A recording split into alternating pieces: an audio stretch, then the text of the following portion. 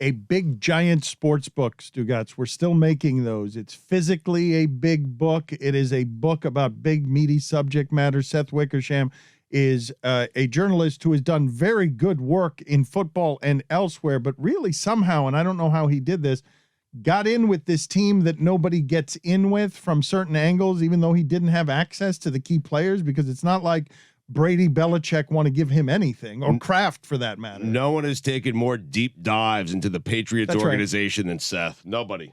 It's Better to Be Feared is the book, the New England Patriots and the world they made, and they're a dynasty. And I always marveled. I thought somebody at some point was going to tell this story, Seth, because I'm like, how in America's most popular sport can they do these things and we don't see the inner workings of the belly and the celebrity machine? So thank you for joining us, and start here. How'd you get in there? Tell me where the seeds of the book started. Man, Dan, it was probably back when you and I were colleagues at ESPN Magazine. And in November of 2001, our old boss, Gary Honig, sent me to Foxborough to go write about this guy who had just replaced Drew Bledsoe temporarily, it seemed, as the starter, Tom Brady. And we both graduated from college the same year. We were both about the same age. And I remember that first meeting with him over at the old Foxborough Stadium. That thing was like a high school field. And he's wearing like gray sweatpants. He's got a backpack that has beer in it because he lost a bet on the Michigan State game and owed his teammates some payout. And we just started talking. And I think that even though Brady, Belichick, and Kraft didn't participate explicitly for the book, I felt like that because I had those moments, that was the first of many over the course of years that I could draw upon and kind of write about how these guys accomplished this greatness, how celebrity figured out into it, what the costs of it were. I felt like I could do that well, in addition to just sort of like, the old stuff that we all do, just usual reporting that you try to do for stories. What do you regard as the juicy stuff? Obviously, a book attempts, and you're a journalist. So you're trying to tell the whole story, and people are going to grab and aggregate. And I think the Patriots have denied everything, right? This big emotional game, Brady went out of his way afterward to say nothing is true. Nothing is true. Nobody knows anything about us. So you're here to say what to that? Well, Brady, there was an anecdote that came out, and I think there's a lot of the juicy stuff, but I can go as little as long or as you want on any of these. But there was an anecdote that came out that on when Tom Brady in March of 2020 was saying goodbye to the Patriots, he said goodbye to Robert Kraft in person, and then he and Bill Belichick talked over the phone. And he later told one of his best friends that night that he thought it was telling of where the state of their relationship was, that they ended up doing it over the phone. Now, it never really had anything to do with Bill. Bill denied that there was anything nefarious in charge of it, but Brady actually didn't deny that he said that. I think that he instead focused on the phone call, and it was a great phone call. I mean, Belichick called him the greatest player that the league had ever seen. But, I've been through this a lot with the Patriots over the years. Sometimes you write stories that flatter them. Sometimes you write stories that anger them, and they come out and deny things, and then things end up coming out true as people tell their accounts years later. What's your response to Belichick saying that this book sounds a lot like second, third, fourth hand comments from people? Well, most of the interviews for the book were people on the record, and it's well detailed. I think I have 30 pages of footnotes at the back of the book. And so there are some people who are anonymous sources, but those are very few. Most people are on the record in the book, and that includes Brady, Belichick, and Kraft, during various times when I met them with them over the years. If there's a journalism lesson in there, it's never throw away a notebook. Let's make this easy for the audience, Seth. You said I can go as long or as little as you want on these, so let's do it. Top 5 juiciest things in Seth Wickersham's book. We're going to go from 5 to 1, since you have, again, this is an exhaustive look. It's thoroughly reported. As he said, it's across 2 decades of the man's work, and he does very good work. And no one, right? This is correct to say, Seth, and I don't mean to flatter you here too much, but no one has written more thoroughly about this team and its inner workings than you have, correct? Thanks, man. No, look, I think that there are some things that got out, some newsier things, and one of them is Robert Kraft in the fall of 2018. He's at a conference in Aspen, and he says, it's one of these kind of business conferences, rich guy conferences, and he says, I really hate leaving conferences like this. You you meet with some of the most brilliant minds. And I got to go to Detroit to be with the biggest fucking asshole of my life, my head coach. And obviously that's a funny quote, but within the context of Robert Kraft, I think with Kraft, he'll probably get into the Hall of Fame for this. And that's he did an amazing job of kind of managing these egos for so long. And that doesn't mean that it didn't come with, occasional managerial challenges like that. But, that was kind of a funny moment. There's a moment where Roger Goodell is starting to investigate Spygate, and he has to try to catch himself up to speed on 7 years of cheating in a matter of days. And he calls around to various head coaches and GMs, and they all just pile on Belichick. They just say, it's like the height of their piousness. You got to punish this guy. He's a cheater or whatever. And he calls Mike Shanahan, who was the coach of the Broncos at the time. And Mike Shanahan, in a glimpse of rare honesty and mindset into how the best coaches think, expressed to Goodell that he was mad that he didn't think of the cheating methods himself. And if he had, he would have done it in a New York minute. And so I thought that was really kind of a funny quote and revealing. Obviously, Spygate's like a big part of the book. There was a near fist fight between Eric Mangini and Bill Belichick over it that I talk about. But those are a couple of the things that got a little bit of attention last week. Why does Bob Kraft think that Bill Belichick is an idiot who's the biggest asshole compared to the rich people he was meeting with? You've seen Bill Belichick, right? No, Bill's a tough guy to manage and to be around sometimes. I think that it's one of the things that's kind of made him so brilliant. And one of the things that I get into in the book is just what it's like to work for him. These days that start at 4:30 in the morning and end at 11:30 at night. And these meetings that last forever where he's checking for any loose screw with the various coaches. And, there's no end in sight. And he takes his shoes off and he puts his stinky feet up on the table. And these things just go late at night. And I think that with Robert Kraft, obviously, there was times that he felt like that Belichick didn't give him the respect that he deserved. I think that during the early part of the run, Kraft felt that Belichick would kiss his ass a decent amount. And then once they started winning a lot of Super Bowls and it was clear that Belichick was going to be a Hall of Famer, that ended. And there was one moment I talk about where Kraft is calling Nick Caserio, who at the time was Belichick's top personnel executive, trying to find out information about the team because Belichick won't tell Kraft. And Nick Caserio tells Kraft, I don't know, because Belichick hadn't told him certain things either. Seth, of the three, who has the biggest ego? Bill, Tom, Kraft? Oh, man, that is a hard question. I think I would have to go with, it's just a tie because their ego manifests themselves in different ways. I think that Kraft wants to be loved a little bit more than Brady and Bill do. And I think with Brady and Bill, they have egos because they want to be known as the best at what they do and have those sort of outside goals to be the best. But they also are self-aware enough to know that to do that, they have to put in the work and the grind and think outside of the box in ways that people who just have huge egos and never really, work that hard think about. Seth, you said that Mangini and Belichick almost got in a fight. If they had gotten in that fight, who would win that fight? And what did it look like? What was the fight about? And what did it look like before it had to be won? All right. So Eric and Belichick, they used to be so close. They were as close as you could possibly get among football relationships. And Eric Mangini left the Patriots to go to the Jets. That was a problem in their relationship. It really started to deteriorate. Then Spygate happens with the Jets, and it was just destroyed. And so fast forward 6 months, they're at the league meetings, and there was a head coach dinner. And afterwards, everyone's kind of mingling around. And Julie Mangini, Eric's wife, bumps into Belichick. And Julie Mangini is a very friendly person, and she says hi and kind of tries to ease some of this tension that's come up. Bill Belichick spoke at her wedding. He read a poem at her wedding, and Bill kind of blows her off, and she was upset about it. So she goes to tell Eric. Eric finds out, and he just hits the roof, and he comes across the room, and he yells, "Hey, Bill, fuck you." And he's about to take a cut at him, but two coaches hold him back. And so I do think that if those coaches hadn't held him back, I think that Eric had the upper hand on that one. I looked in the shipping container and all eyebrows raised at one time at just one sentence in the middle of your story? Roses are red, violets are blue. You're in love. And fuck you. Read a poem? He read a poem. That was good though. I was not anticipating that. Big props to you guys for having that one ready. Roses are red. That's some quick thinking. Violets are fancy. Not asking any more of your goddamn questions. We're on to Cincinnati.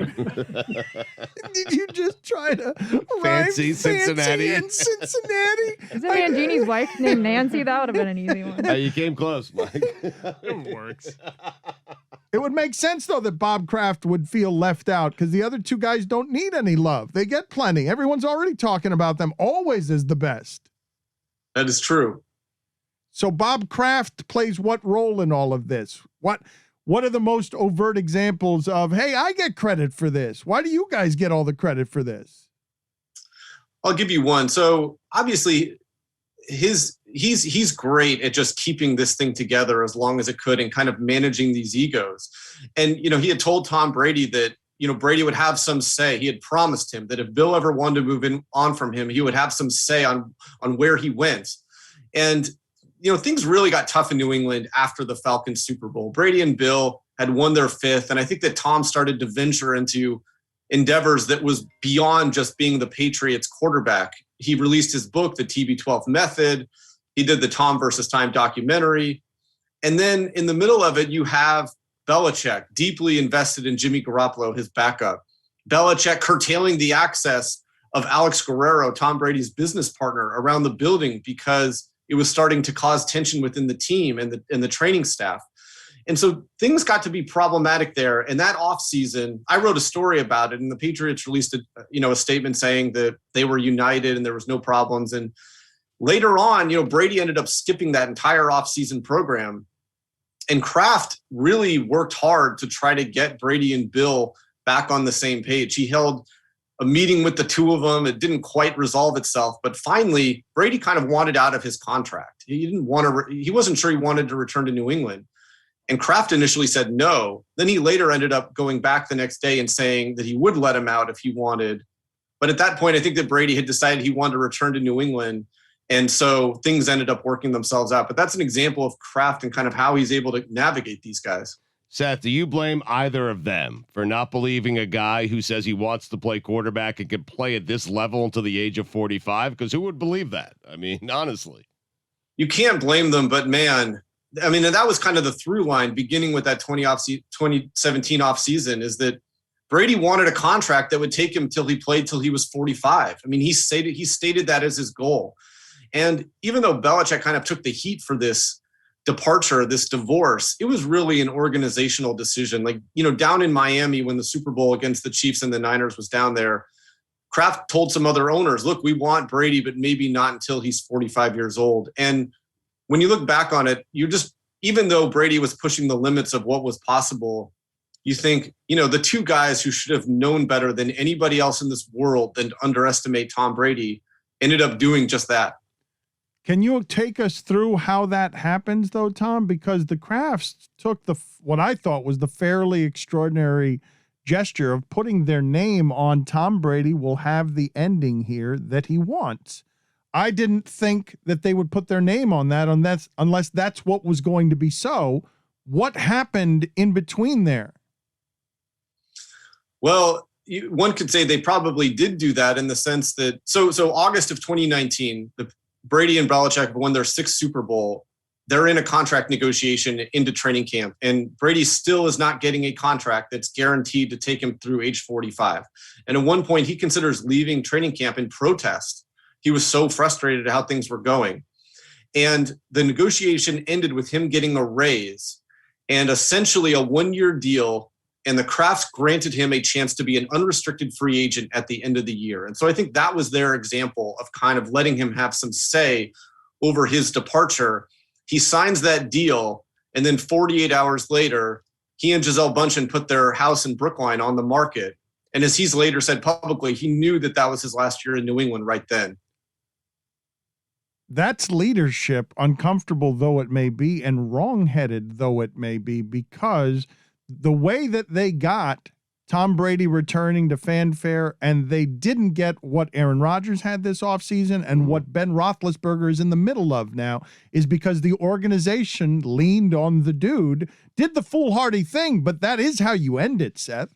Like you just described, nobody gets the ending Brady got, and the Patriot way at the end is the organization caving in on his neck and disrespecting him at every turn, and everyone applauding and us all seeing, oh, wait, they undervalued him. The geniuses got it wrong. The guy most responsible for doing what he did there just did it somewhere else, took it all with him because you guys thought he couldn't play until he was 45. And Seth is saying those two guys should have known. If any two guys should have known he could play till he's 45, it should have been them. Seth, how does Tom Brady, man, he comes from such authority and such respect. How does he not hit these people with more bleep you other than just beating them? Well, that's kind of always been the way that he's done it, right? You've seen some things come out from his camp. His dad's made some mild but noteworthy kind of tweaks on Belichick, and Alex Guerrero came out and said things. But I think that Brady, as angry as he's gotten over the years, and how frustrated he was that they kind of opened the door for him in New England to walk out, and he walked out with them. He ended up winning in the end. I mean, can you imagine what it was like for Robert Kraft last week to watch Tom Brady on your field in that jersey, wondering, like, how did we let this happen? I wish Brady had held out. Who did he serve by not holding out? How great. He could have made the same mess that Aaron Rodgers did, Stugotz, just by he walks out for a practice. Yes. And I think, Seth, you correct me if I'm wrong, he walks out for a practice on that organization, and they have to figure out a way to cave, and they can't be as cold as they are with all these other guys that they always trade a year before they're actually done. Yeah, but I also think that Brady is he has enough self-awareness to know that, like, look, if they don't want me, fine, peace out. And I think that's kind of how he was, where he's like, okay, I'm going to do this contract, then I'm going to go somewhere else. And I think that when he went somewhere else, he wanted to go to a place that valued him as an astute football mind in ways that he felt like he couldn't quite accomplish in New England. Like at the Super Bowl that was down in Miami, he was talking to Joe Montana, and he says, they ask for my advice, I give it, and then they ignore me. And when he was having his first conversation with Bruce Arians about joining the Bucs, Bruce Arians told him, hey, look, I always give my quarterbacks a lot of leniency over what we do. And plus, you're Tom Brady. Imagine like how that must have felt to hear those words for the first time in God knows how long. You're Tom Brady. And you look at him in Tampa, he's essentially an executive in addition to just being the quarterback and the offensive coordinator. Alex Guerrero, as we mentioned, he was banned from part of the Patriots building by Bill Belichick. He has an office in Tampa, and he got a Super Bowl ring.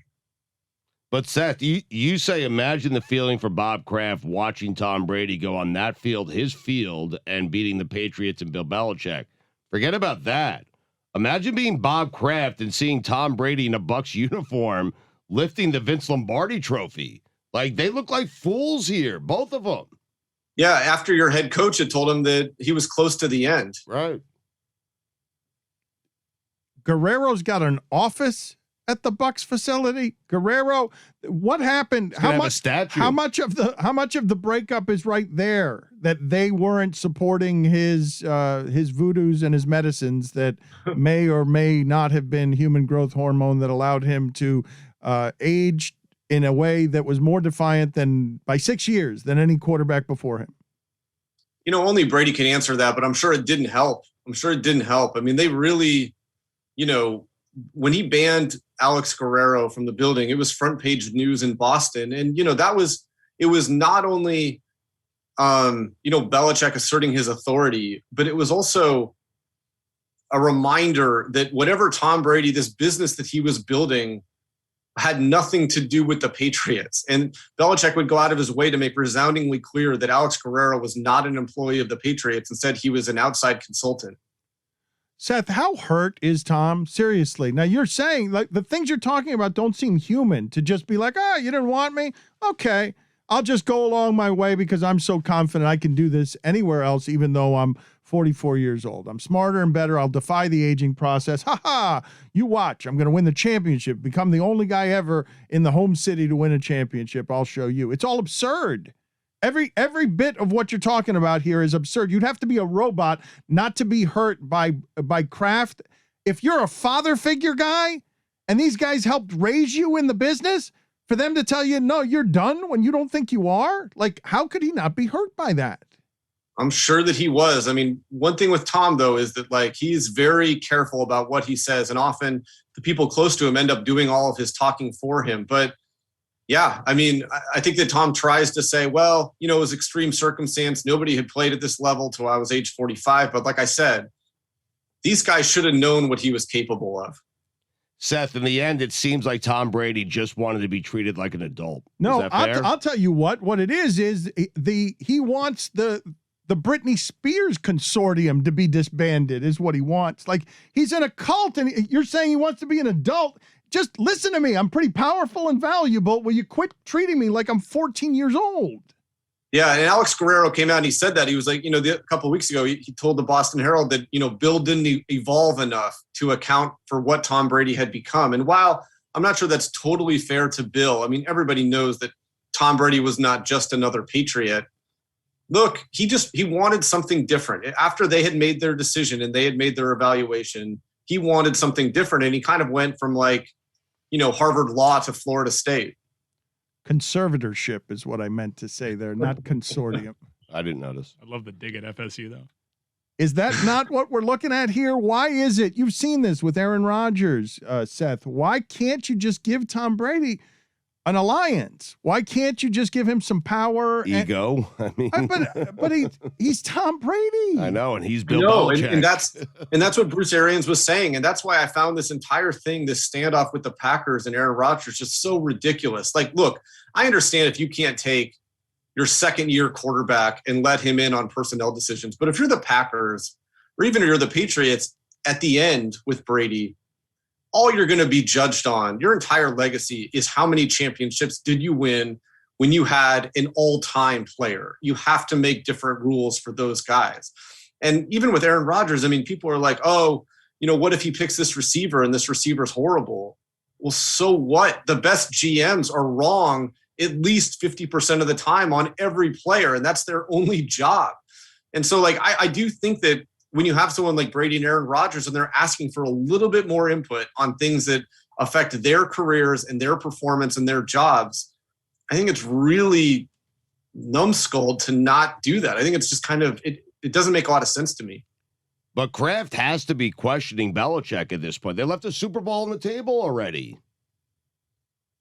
Well, I think that Belichick has earned the right to be able to walk away whenever he wants, but look at the reaction. Look at this offseason. I mean, they spent more money in guaranteed contracts for players than Robert Kraft initially spent for the entire Patriots franchise. I don't know when Bill Belichick's going to walk away, but it's clear that they are trying to compete now in a way that it would be, I don't know this for a fact, but it would be a little naive to think that it's not in reaction to what Tom Brady just showed that he's capable of without them. What is the advice they were ignoring from him? Because, Seth, they did betray him at the end. He needed better skill guys. Well, remember, he had Antonio Brown for a little bit, and then Antonio Brown got into his problems, and Robert Kraft made a decision that he couldn't be a Patriot anymore. And I think that Belichick and Brady wanted Antonio Brown to stay on the roster. All that said, you know, I think it had to do with schematics. And if you look at like what happened last year, the Tampa Bay Buccaneers were running a version of Bruce Arians' offense with Tom Brady for most of the year. And it even though they were winning games, they weren't the dominant team. And it was really the last month of the season where they really let Tom run the offense as he wanted to run it. And that's when they really took off. And if you look, Bill Belichick was right last week when he said he made an observation that the offense that Brady's running in Tampa is the same offense he's run his entire career. Are you willing to say who's most wrong here in the breakup?